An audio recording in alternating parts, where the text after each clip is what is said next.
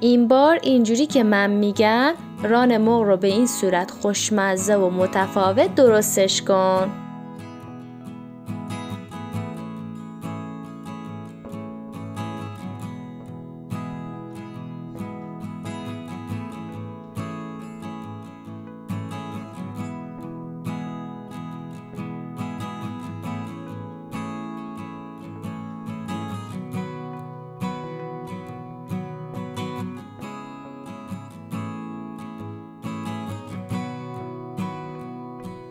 در ابتدا مرغ‌ها رو با زعفران آغشته می‌کنیم.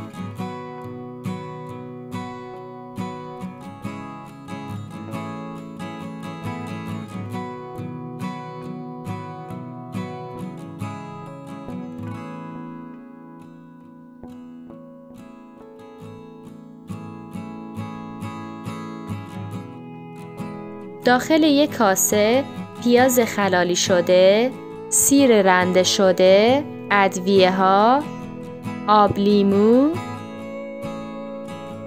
حالا چنگ میزنیم که آب پیاز در بیاد.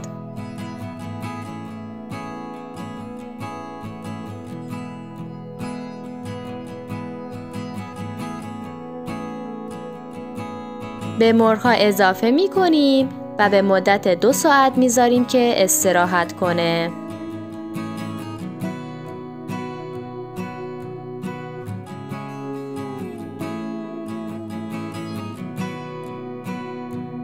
داخل تابه کره حیوانی 100 گرم، مقداری روغن، 1 تا 2 لیوان آب،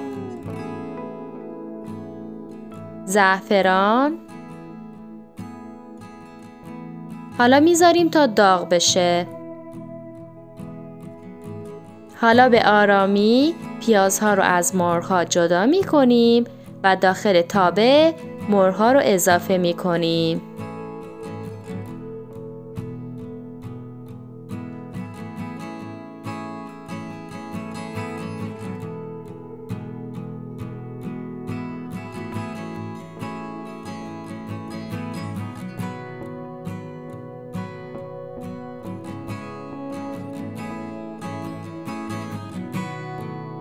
به میزان کافی نمک، درشو میبندیم به مدت 30 تا 40 دقیقه با شعله متوسط تا پخته بشه.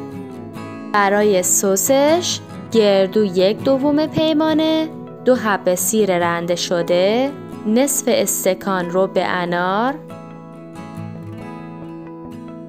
نصف استکان روغن زیتون، آب لیمو. میکسش میکنیم.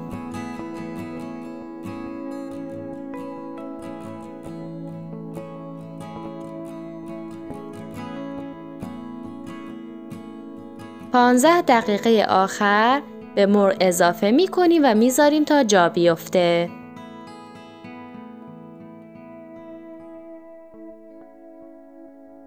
پیشنهاد میکنم این دستور پخت رو امتحانش کنید و نظرتون رو اگه خوشتون اومد واسم کامنت کنید.